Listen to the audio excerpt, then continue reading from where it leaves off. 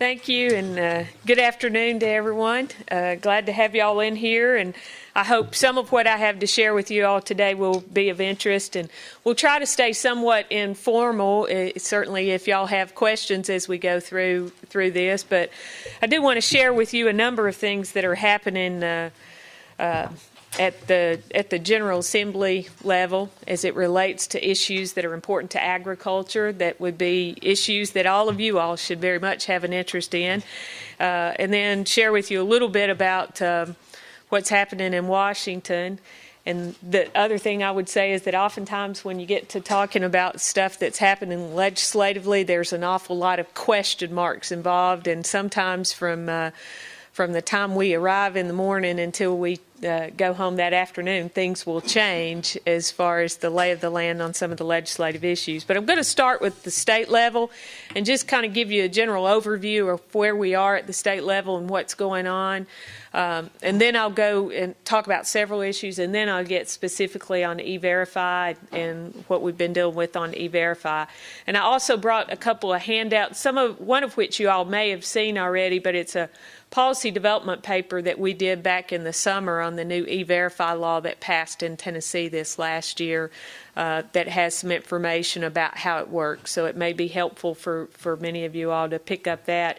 And I also brought a copy of the new redistricting, the new lines for your Senate and House members and your congressional members, because certainly that's extremely important for every one of you in this room, is to know who your elected officials are so you know who to call on some of these issues that are important to you and talk to them about it, because they're the ones that make the laws that we all live by, and it's important for them to know and understand just how those laws impact you in your daily lives. As most of you all know, we are in the second session of our 107th General Assembly. They started back the second Tuesday of January. The leadership in both the Senate and the House said that their goal in starting back was that they wanted to do redistricting first and have that finished and complete, because as you all probably all realize, when they run for election this next November, they will be running in their new districts and not in their old districts, and they have to file in April as to whether they're going to run for re-election. So they wanted to make sure that folks had plenty of time to see where those new district boundaries were going to be and make a good decision if they wanted to run or not. And I'm sure you probably read about it in the paper. They did complete that work during the first week of session. It was somewhat difficult, particularly for the agricultural areas of this state, because we are shifting to a more and more urban controlled legislature. And for those of us that are involved in agriculture, that's pretty significant, because it means that we have fewer and fewer folks that understand the agricultural issues that we have to deal with. Some of you all that have heard me speak before in the last year or so probably heard me talk about my concern of just how the population growth trends in this state have occurred over the last 10 years. We're a state of a little over 6 million people, and most of the 600,000 plus growth that Tennessee experienced during the last 10 years occurred in Middle Tennessee. In fact, the vast majority of the growth occurred in 5 counties in Middle Tennessee. And so one of the things that they're doing in redistricting is that they're trying to reallocate the lawmakers to make sure that every one of us or that our lawmaker represents approximately the same number of people. So if you're from an area of the state that didn't see as much growth, then the odds are you saw some of your lawmakers' representation there, the area that they were representing, get much, much larger as a result of the redistricting. There were a few folks that were districted together, mainly inner city Democrats, because just like the rural area didn't see the same growth, neither did the inner city area see the same growth. It was really more the bedroom area. In fact, I said 5 counties in Middle Tennessee, and you all could probably name these off the top of your head, but it was Williamson, Wilson, Sumner, Davidson, and Rutherford. Yes, how could I forget Rutherford, the top of all of them, Rutherford County. Those were the five. I said 600,000 people of growth during that 10-year period.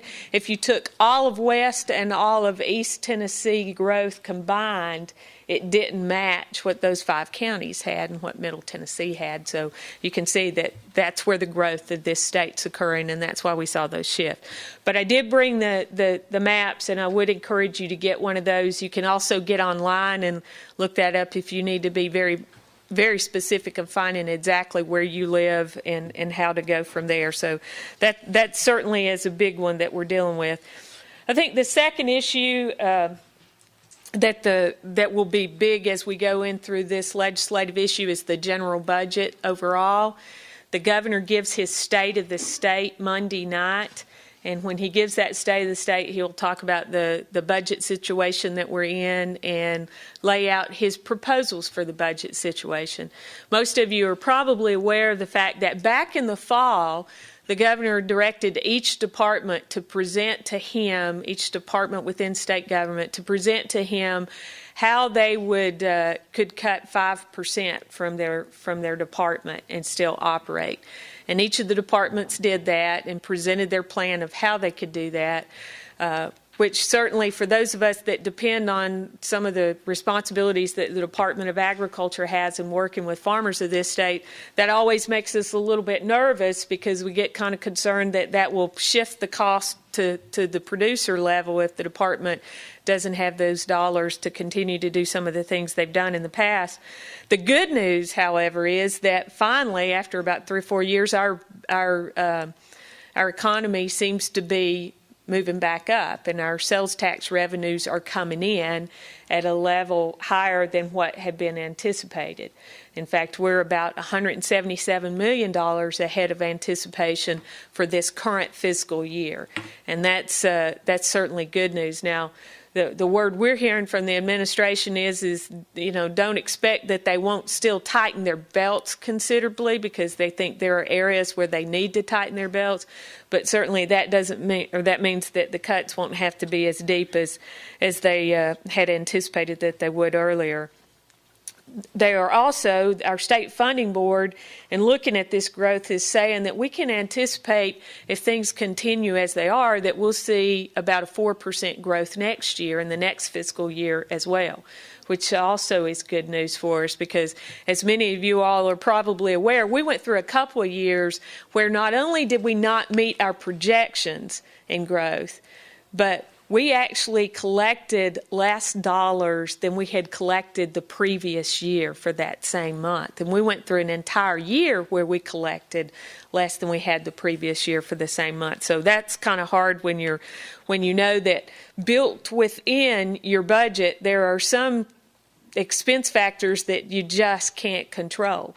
And the governor says that we're continuing to face that with education cost and health care cost, that even though we're seeing revenues go up a little bit, those expenses in those areas are going up as well, and that's going to eat up some of the additional revenues that we're drawing in.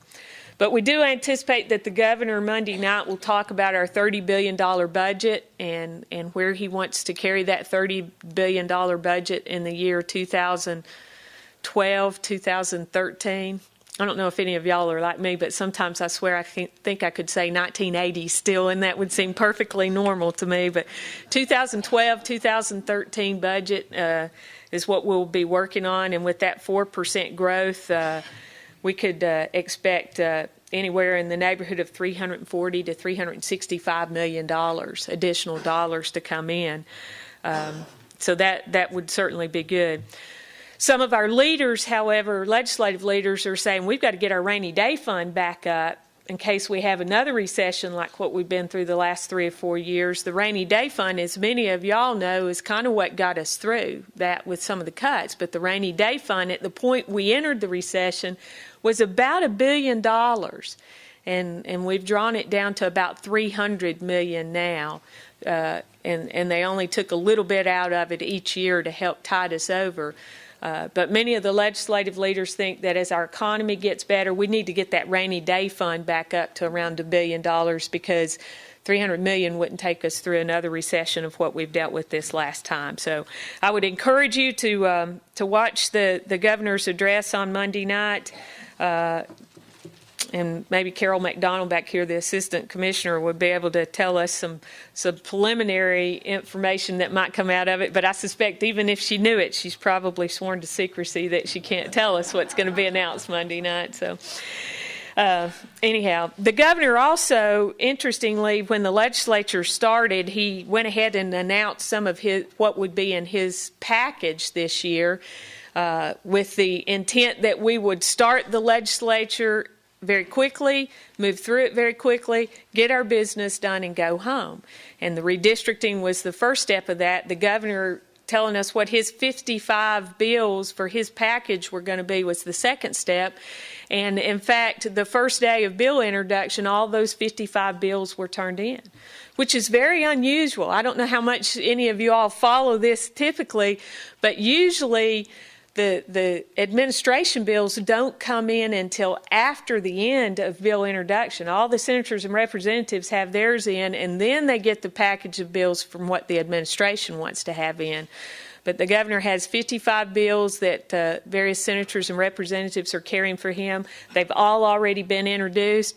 And interestingly, this week that we've just finished, 10 of them were on calendar, and several of those 10 made their first step of movement this week.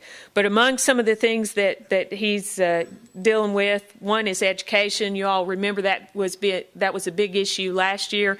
He's readdressing a couple of things about education. He wants to eliminate the mandate for an average class size. He also wants to eliminate that salaries be based strictly on seniority and training.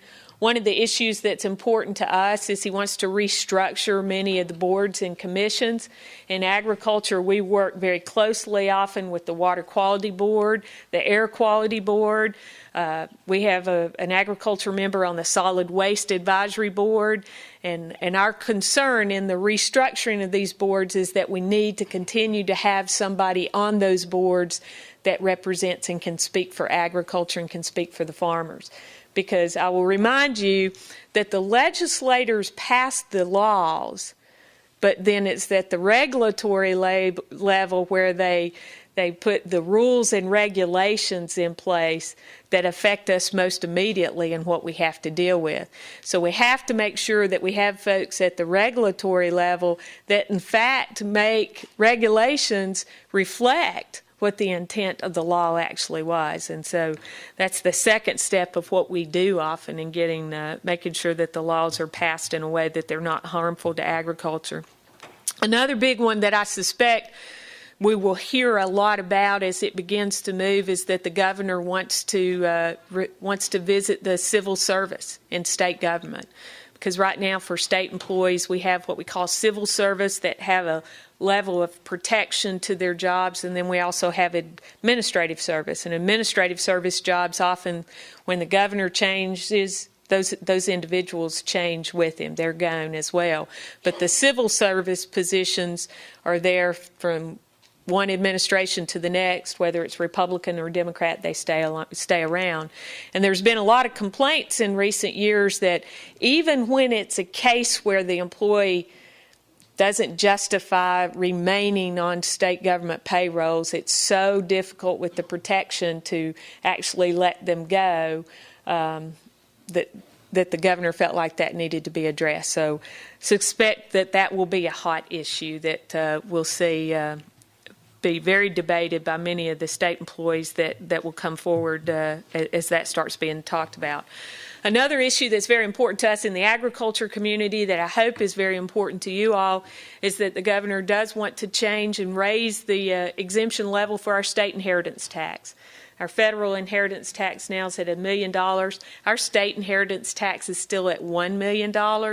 We have folks that get caught in that from time to time because so often they plan their estate based on what they think or what the federal estate tax is and not on the state inheritance tax, and they end up having to pay into the state inheritance tax.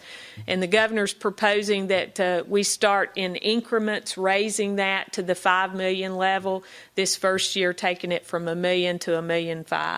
And there is a group that's already formed that's saying, that's great, we want to see it go there, but we really want to see it go further than that.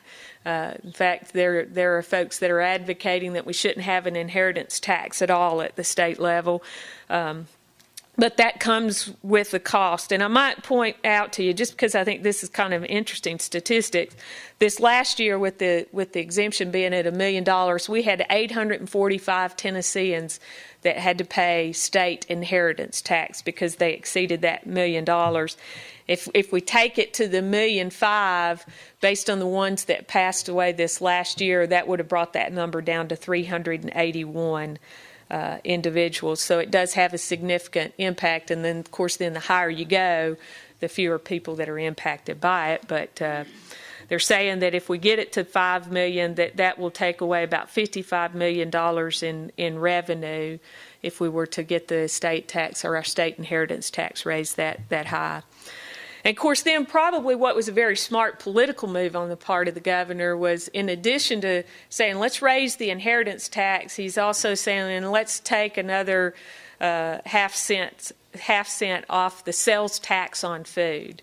And so then that way he's pleasing the Republicans that want the inheritance tax raised, and he's not totally offending the Democrats that want to see the sales tax come off the food. So those two are both coupled in the plan, and both will have a cost. Now, with that, we're also hearing there are a number of Republicans that want to raise the exemption for the Hall income tax.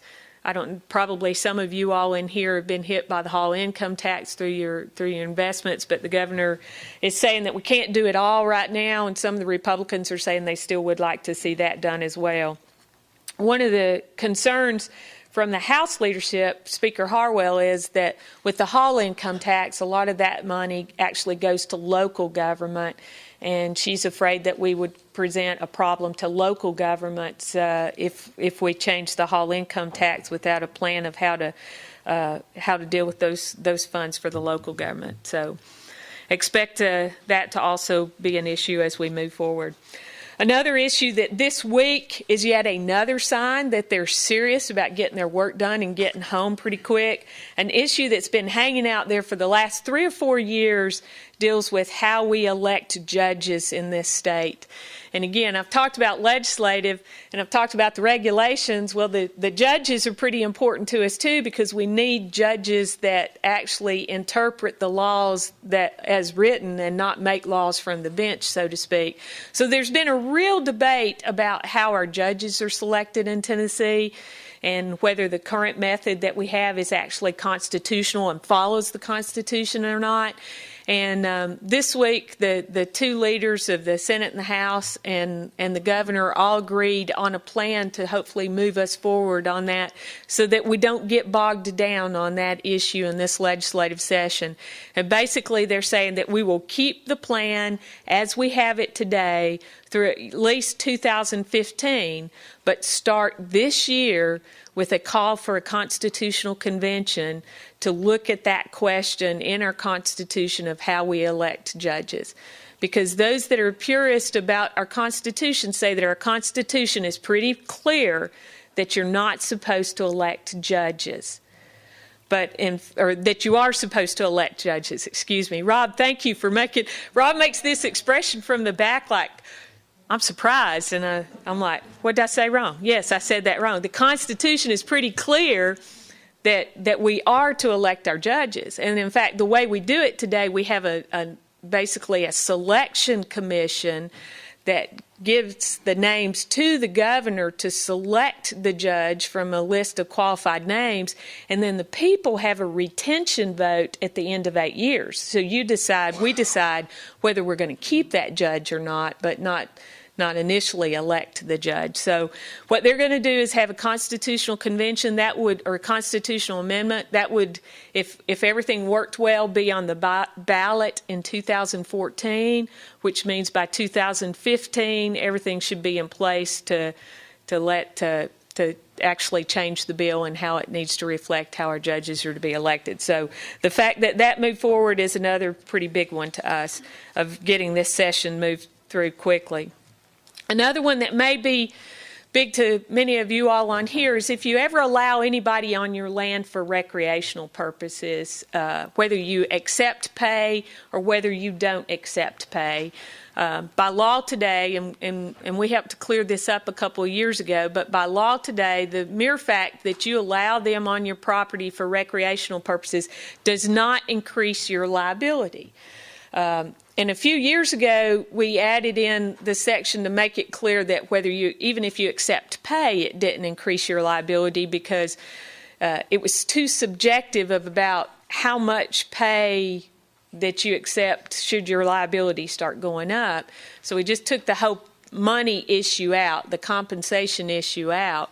Well, there's a couple of folks from the Rutherford County area that allow people to land private planes on their property, and they've gotten concerned that the law doesn't clearly protect and reflect what they're allowing to happen on their property, so they want to strengthen it from their perspective. And in doing so with their bill, they actually crossed into something that for the agricultural community is pretty important thbecause they introduced the whole idea of pay and charge and minimal compensation back into the law. And so we're starting out third week of session now having to put an amendment on the bill to take the compensation back out of their bill because we don't want compensation to be entered into, because then you have to decide every time you accept, even if it's not actual money exchange, but exchange of in-kind labor or whatnot, is that going to be to the limit that it would cause your liability to go up? So that bill is going to be in Judiciary this week, on Senate Judiciary this week. Our amendment, the sponsor has agreed to put it on. We just have to work all the senators to make sure that they agree to put it on as well to keep the law status quo as it relates to landowner recreational liability. Another one that relates to landowners deals with criminal trespass. We don't really have a real strong statute where you can actually pull open our state law books and look at it dealing with criminal trespass in this state within the statute. But we do have lots of case law from where folks have been through the legal system in the past that kind of guides us on criminal trespassing. And at the federal level, they have and this is getting really technical, and I don't want to put you all to sleep, but I think it is kind of important. At the federal law, every year not every year, but every so often, they go through all the legal decisions that have been decided, and they basically put together a book that they call the Restatement of Torts, so that you can find this one book to read, the Restatement of Torts, and kind of get a sense for how the courts have been deciding on various issues that perhaps aren't written out real good in the state law book and what that interpretation means. Well, the last Restatement of Tort that came out talked about criminal trespass, and we felt like it was much more liberal than what Tennessee law has been through the court system on criminal trespass. So there will be a bill this year to basically codify our criminal trespass law, the law that everybody's always assumed to be the law in Tennessee relating to criminal trespass, so that y'all could go pull the law book off the shelf and read it and know what the law is it relates to criminal trespass. And that basically is that if I'm trespassing on your all's property and I get hurt and I'm trespassing, you are not liable for any injuries that I incurred if I was trespassing. And the only case where you're liable if it's willful and wanton disregard on your behalf, or you've set a trap for me in some way or another to cause me to get injured. And of course, y'all laugh about this, but this is kind of it's a serious issue, and some of y'all may have heard this. Of course, it's been years ago, but when I first started working at Farm Bureau, one of our guys used to talk about a case out of California where a guy got up on a building. He was intending to break into the building. He was on the roof of the building trying to find a way to break into the building, and he walked across a skylight that he didn't know that was there. It fell through and hurt him pretty bad, and he sued because they had not warned him or put any kind of guard around the skylight to let him know that it was there. So it's kind of interesting, the things that we deal with sometimes, but it is important that we make sure that we don't allow our laws to get any weaker as it relates to criminal trespass in this state. So that'll be an important one. You'll probably hear about it as it starts moving through, but know that we'll be involved in it this year. I don't know if any of you all deal with ARAP permits from the Department of Environment and Conservation, but they actually have a bill that will be going through the session this year that they say they're basically just trying to codify a practice that they've followed on ARAP permits, particularly dealing with mitigation. If you do something that destroys a wetland, by mitigation you have to put another wetland in place somewhere else, and I might add, and it's usually not one for one. If you destroy 1 acre, it usually runs more around 6 to 7 acres that you have to mitigate somewhere else, but they're codifying that. We're watching that one very closely to make sure that it doesn't damage us anyway. And then another one dealing with watershed districts. Some of you all may be located within a watershed district. Most of our watershed districts in this state were put together by farmers voluntarily in the 50s. Many of them, nobody's really worked with those watershed districts in for years. And the state comptroller's office is saying that they don't have a way to know if those watershed districts have dissolved or not because they're not getting reports. They don't know if they're still out there. So they're basically putting in statute language that if it seems to have been non-existent for 10 years, then there's an official process to declare that watershed district no longer in existence. The one thing I will say that makes me a little nervous about this, if any of y'all are within a watershed district, is that many of those do have dams on somebody's property within that district. And we are very concerned about the landowner who actually has the dam on their property and the liability that they incur if that dam becomes theirs if the watershed district dissolves. So that's one to kind of keep in mind. Which then now brings us down to E-Verify, which is the issue that I suspect most of y'all have been sitting here thinking, when is she ever going to get to that? E-Verify was a big issue for us last year. And some of you that follow our legislative alerts probably know we wrote about it week after week after week. Our Farm Bureau policy was opposed to a mandatory E-Verify. And in fact, in working it last year, there was not a single business group that was actually supportive of a mandatory E-Verify. Most all the lobbyist group that worked for business interests were talking to lawmakers about why we didn't need to go to the mandatory E-Verify route. And of course, as I'm sure you all probably realize, the anti-immigration, anti-illegal immigrant attitude that we've experienced in this country over the last couple of years is just it's just unbelievable how strong it is. Many of the lawmakers that we talked to one-on-one were hoping that they wouldn't have to vote on it, but made it very clear that if the bill came up, that they would probably have to vote for it because it would just be something that would where they could be presented in such a bad light. We were in a difficult position because I don't have any doubt that there probably are illegals working in this state today. But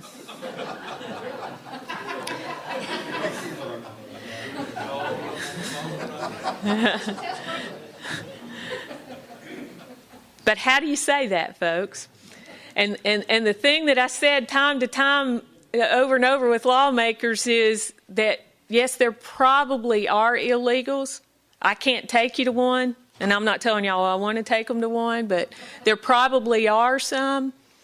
But most of them, I think and I hope, have probably been hired legally, in that whatever paperwork that you all were required to fill out by the I-9, you filled out. And by federal law, if they give you one of the documents that the I-9 says that you have to look at in order to hire them, if they give you one of those documents, by federal law, you can't say, I'm not really familiar with this document. Will you show me this document? Show me another document on this list. Because then you could get in trouble for discrimination because you're not taking the documentation that they show you. And we shared that over and over with the lawmakers, had numerous sit-down meetings with them. The one thing I can tell you, as bad as the E-Verify law you all may think it is in Tennessee, it is far, far, far better than it started out as far as a mandatory E-Verify law.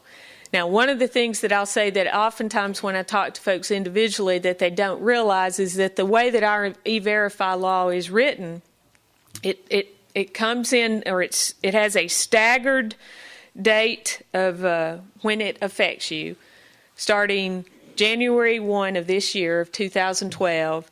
If you hire 500 or more employees, then it's mandatory that you participate in E-Verify, or you have a driver's license or one of those other documents that the I-9 form allows. You have one of those other documents copied and in your file. Now, the difference between the two, if you decide to go the driver's license, the green card route, the identification, permanent residence cards, there's basically 12 or 11 different items on the I-9 form that are also on the E-Verify list that you can use. And I have all those on this, they're all listed on this paper that I'm going to hand out.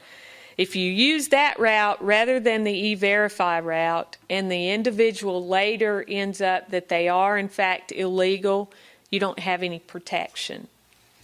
If you use the E-Verify route and it later turns out that they're illegal, then you're held harmless because you did what you were supposed to do by using E-Verify.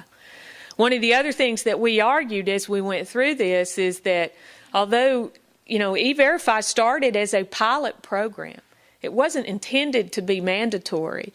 If all these states that are now kind of jumping on board to make E-Verify mandatory do in fact do that, is the system going to be able to handle that much of an influx of folks using it? And the answer that we continuously got was, yeah, they will get geared up. They'll be ready to do it. But one of the things that's concerned us all along that happens is that E-Verify only verifies that the documentation that you're given is in fact for someone that's legal to be employed in this state or in this country. It doesn't verify that the person that you're dealing with is in fact that person. So we've had a real issue with identity theft in this country already, and E-Verify at some level will only encourage that. Now, I suspect that with time, they will find ways to cross-reference so that if Rhedona Rose's identification gets used 15 times over a month's time frame in 20 different locations or whatnot, at some point they're going to realize she's surely not getting that many jobs. But anyhow, are any of you already signed up on E-Verify? Anybody have 500 employees?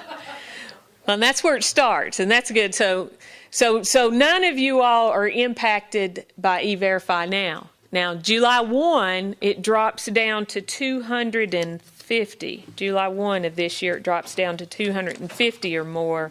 No, excuse me, 200. 200 or more. So does anybody in here have 200 or more? One? Or you got a question? I have a question.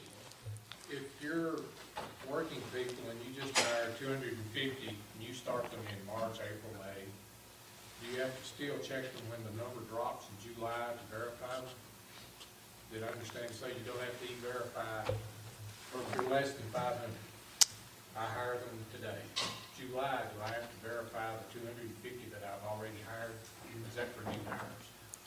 It is for new hires only. So if you have folks that are already on your payroll, then it doesn't work. It's for new hires only. But you do bring up a question that has never totally been answered to our satisfaction of what if you have new hires that you come in, and this is when it really drops down, new hires only when it drops down to the 5 or more, 6 or more. But you may, during a year's time frame, you may have 20 employees, but you never have more than 3 at one given time.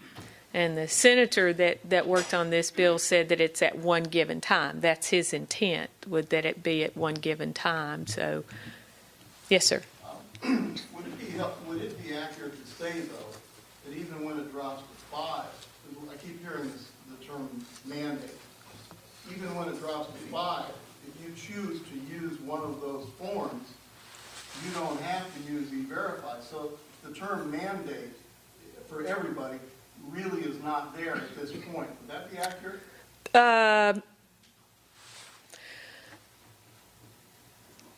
Let me see. Everyone has to use, I mean, even if I'm getting hired, you have to use either E-Verify or the other alternative. Resident card or whatever. Yeah. You make a choice. You make a choice. So ours is not a pure mandate like Georgia and Alabama and some of the other states. But Yeah, in my company, we help a lot of farmers with all the immigration. That's what my company does, and so I really appreciate you being here doing this. But the one thing I've run into, too, as a side question also, is that once you sign up, I get the impression that it's like you just joined a club for the rest of your life, and you can't get out. So my advice at this point has been to recognize that once you sign up, it's like a point of no return. Is that an accurate scenario, too? I would say that from what we know at this point, yeah, that's pretty accurate. I appreciate that. And so if you know, if you have no doubt that the people you're hiring are legal, then you probably don't want to go the E-Verify route, because you can use the other route, and you know, if they ever come and check you and you know that they're not illegal, there's that issue of whether or not you're going to be responsible if they later turn out to be illegal is kind of mute. Yes, sir. Also, the way I read it, and you said this as new employees. So if this one pre-existed and they've been on your payroll for, you know, you've gone through the I-9 process, and are you still going to have to? The way that it has been answered to us, it's new employees only from the date that it comes in. So like Farm Bureau, where we work, they're not having to go back through, because we do have over 500, they're not having to go back and E-Verify all of us that are already in place. And of course, sir, you probably worked with the E-Verify program enough to know they present it as being so simple that all you've got to do is get on there, sign up, and start putting the numbers in. But in fact, you have to go through like a tutorial program when you originally sign up. One of my friends that went through it said it took her over an hour to go through that. And then she did the first 5, and 1 out of the first 5 ends up not matching. And interestingly, that was one that she felt certain was in fact legal. And it was somebody that was legal. It just she said and if I tell this, some of y'all may have heard the story and you'll know exactly who I'm talking about, but the particular employee had gotten married very young in life, and of course she had since married somebody else, but she got married very young in life and lied about her age. And so there was a document out there with a different age than what she's now saying, and she had forgotten about the fact that she would have had that out there. And so somehow or another in the mismatch that came up that there might be something wrong here, and so they cleared it up. Now, I would encourage any of you that are thinking about going the E-Verify route, they do have a manual on the internet that's pretty detailed, that I would encourage you to pull out that manual and look at it and study it very closely before you go through it. The other thing that I would throw out to you as something to think about, and it sounds like you're probably doing this. You can use third-party vendors. If you don't want to be the person to actually do it, you can use third-party vendors. We actually set up many times with the farm where we'll set up the crew leader as a separate company. And teach that crew leader, the Mexican or whoever, we'll teach that person how to set up an LLC, and pay them as an independent contractor through the farm. And so that you don't, when you, at least it's not perfect and it's not 100%, wall-proof, but it's another way to lower the risk to some extent. Now, I will say, because I've had folks ask me, is there a chance that the E-Verify might be undone this year at the state level? And at this point, I would tell you that I doubt there's a chance that it would be undone. If you look back and see how strong the vote was last year when it passed, I very seriously doubt that it will be undone. There has been a bill dropped in, however, from Representative Haynes out of Knox County, a Republican out of Knox County, and Senator Tate, a Democrat out of Shelby County, to delay the implementation for those that are hiring the 5 or more by 1 year. And part of what they're hoping to do by delaying it is to see what happens at the federal level. Because most of you are probably aware, this is also a very big issue at the federal level, is going toward a mandatory E-Verify program. And in fact, the mandatory E-Verify bill came out of House Judiciary back in September. It hasn't moved beyond there, but it did come out of House Judiciary, and it's drawn a lot of attention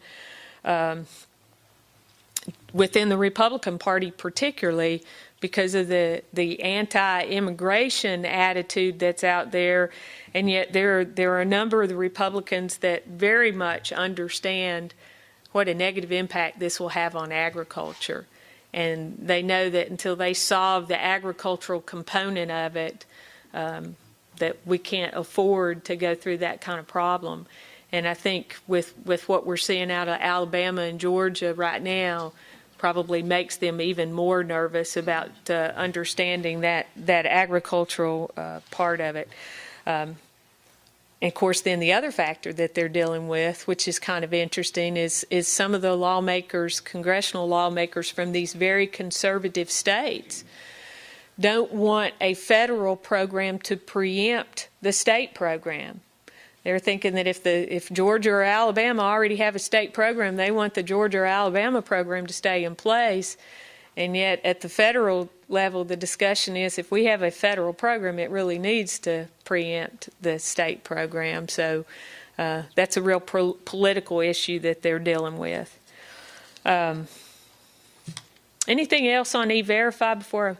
Is there any difference of full-time, part-time? I mean, does that weigh into that? I mean, 'cause obviously a lot of us in this room work people for a certain period of time, and then we don't, they're no longer they're on our payroll, but we're not working them in January. Yeah, even if they come in and they're just seasonal help and they're working for you, just like on the I-9, if you have to fill out that I-9 before their 3rd day, I think, it's just like that. So if they come to work for you, you're going to have to do it. Yes, sir. Is this specifically limited to employees or 1099 contractors affected also? I was afraid somebody'd get into that because that's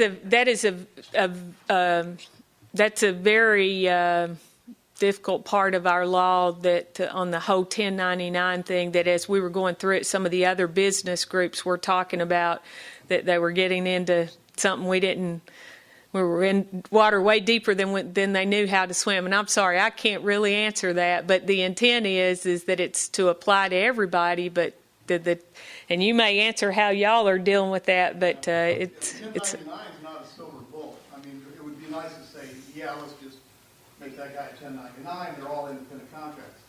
So the definition for 1099 via the law has this whole series of questions. It ain't going to pass the law questions for 1099. But the one caveat is through a crew leader that is hired as a contractor. And if he has employees, Those are his employees. And if he's paying, you hand that crew leader a check, he's paying his people. And if that person is doing the workers' comp and the payroll, whatever, and all that stuff, that is a scenario that is a big barrier of safety for a farmer. It's not a catch-all, and it's a hazy area, but at least is a step in the direction of protection. But we have to be careful or we're getting discriminatory. If the summary, I think I read, implied anybody that's getting a 1099, that means I've got to get identification from my attorney, I've got to get identification from my accountant, because they have to get 1099s now. Right, they have to get 1099s. And also with the 1099 scenario, it's not going to be, again, like a silver bullet. But with the 1099, the thing is with the employees that are under that 1099, it can't be a case where you just hand that guy the cash, the crew leader, and then he goes and pays his 35 workers, and hey, I'm safe because that's 1099. The scenario that would help would be if the crew leader also had the documentation in order. In other words, if you made sure that the crew leader had the I-9 and that document in the proper file and is meeting minimum wage, then that's a huge protection for you. That's just as a suggestion. But you're right, it's a very, that whole 1099 thing is just a world of gray. It really is. If I build a house, am I going to have to check my electrician that brings 5 workers in? Oh, I know those are, and they're great questions. And when this bill was going through the process, we kept talking about all these kinds of things. And of course, the answer was often, well, you know who's really working for you and who's not. But the intent would be, I would say that the lawmakers would tell you the intent would be no, that somebody that's building your house or somebody that's your attorney or whatnot, that would not. But it is the way it's written, if it could get folks in trouble at some point. Let's go over here since you've already. Is the legislation looking down the road like Alabama and Georgia did at racial profiling and stepping this up, or is the e-filing going to be the last one for us? I am hopeful at this point that this is the last one for us. We met with the leaders in both houses this week and asked them, is there anything else that's coming related to it this year? Because, I mean, last year, y'all, it was for the business community. When we have a business-friendly legislature in Tennessee, for the business community, we were like just getting run over by our friends because they felt like that they were being asked by the general public to do this. So I think the leaders on both sides are hoping that we have a timeout this year not to go forward. Now, with that idea of they're hoping that a timeout, then when you get bills introduced like the one that I just told y'all about, Representative Haynes and Senator Tate introducing one to actually postpone when it gets down to the 5 or more, they may very well say, well, if it's timeout going one direction, it's got to be timeout going the other direction too. We got to wait and see what happens. But I think it is the intention to have a cooling down period. Wait and see what happens, and particularly because of the nervousness about what we've seen happen south of us and a nervousness of some of the lawmakers that voted for it that now are starting to hear from some of their constituents on the other side of, this wasn't I think we heard the term silver bullet. This isn't the silver bullet that we thought it was going to be.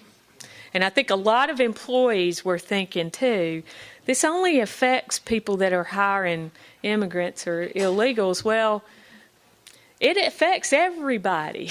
Everybody that hires is getting pulled into it, not just those. And I think some of the ones that were advocating we need that are now realizing they've just added another layer of work in hiring a new employee. Yes, Wayne? As long as everybody is, the farmers have to use E-Verify, but the federal government doesn't have to use E-Verify on all the programs and everything, do they? On all the programs that they just take advantage of, do they have to use Yeah, and in fact, for the where is it? Their date started July 1 or January 1 with the 500 or more state and local government agencies. Not federal, but state and local government agencies had to enroll as of January 1 this year for all new hires. So it impacts them as well. And for those that have contracted with state agencies or done any kind of contracting, they've been under a mandatory use of E-Verify for a couple of years now. I think you've had your hand up. Yes, ma'am? Yes, when did you say it goes into effect for more than 5? That is July 1, 2013. My question is, July or January? July 1, 2013 for 5 or more. January 1, 2000. Okay.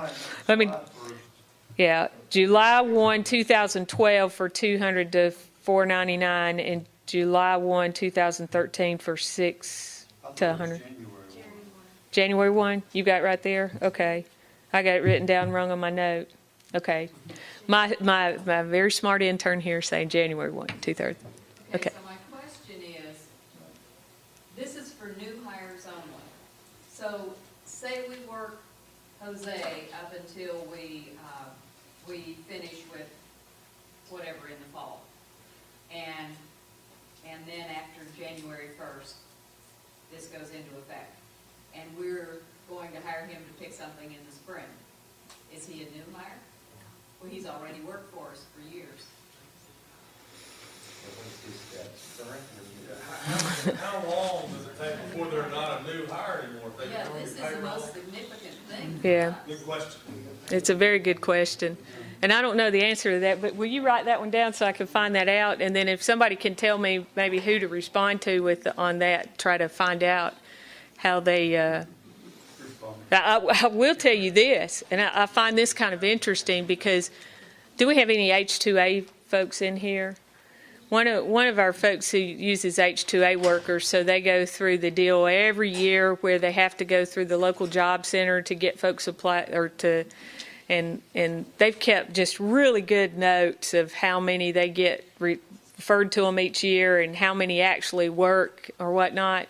And 15 years ago, the Career Center referred 3 folks to them that have one of their inside jobs that are still working with them. All the rest of them pretty much are gone before, if they ever even show up for work, they're gone before June even gets here. But they have 3 that have been with them 15 years, and every year the Career Center counts those as 3 referrals that actually got a job, just as you're saying, new hire. And I'm like, so that adds up on their numbers that the Career Center's working because they have 3 every year that get jobs. Did you decide January 1 or July 1? January 1.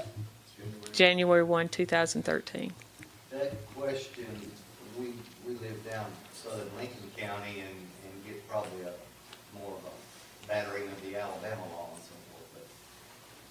But that question came up in an Alabama session, and those farmers were told, at least at that time, that's been a couple months ago anyhow, that a rehire of a previous employee carried the same status as someone who was already on payroll. Now, where that falls out, I don't know. And unfortunately, I don't know enough about employment law, but I would suspect that they would have to stay somewhat along the lines of what we would do on current employment law as to whether that a rehire would be new or not. But I'll try to find the answer for that. Any other questions on this? What kind of time frame do we have right now? What time is it? 5 more minutes? Oh, gosh. I'm sorry.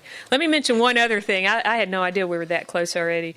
Mention one other thing that I think y'all need to be aware of. Are y'all aware of the child labor regulations for farmers that came out back in the late part of last year? The Department of Labor has decided that they need to readdress child labor working on farms. Because they think it's such a dangerous job. And within the Farm Bureau, we were very concerned with the way that these child labor laws were written and the way that it will impact some of our farms. And although they said several times that it's not their intent to get into family farms if y'all have children working for you, we in fact believe that the way that the rules were written, it would very much get into family farms, in that if you're set up as a corporation, if you're set up as an LLC, or a partnership, then your children wouldn't necessarily be working under the family farm exemption. So children that might work on your farm with aunts and uncles, with grandparents, could very well be drawn into this, and it greatly limits what kind of equipment they can use. Basically would be prevented from driving tractors or any kind of motorized equipment. Can't get more than 6 feet in height from the ground, because that would be unsafe for them to get at a distance higher than 6 feet of the ground. Some of the regulations are 16, and anybody 16 and under. A number of them are 18 or under. It depends on the specific task at hand that they're talking about. But we submitted rules or comments on those rules and regulations as I think the ag community as a whole, and particularly a lot of the 4-H and FFA kids, because they realized that their opportunities to work on farms would basically come to an end if these new rules and regulations go in place, unless they have mom and dad's farm to work on. But what we're hearing is that it may be late spring, early summer before we hear back what the Department of Labor decided to do with those rules and regulations. And we're also hearing it probably won't be good. So keep your antennas up on that. Is that in the Federal Register?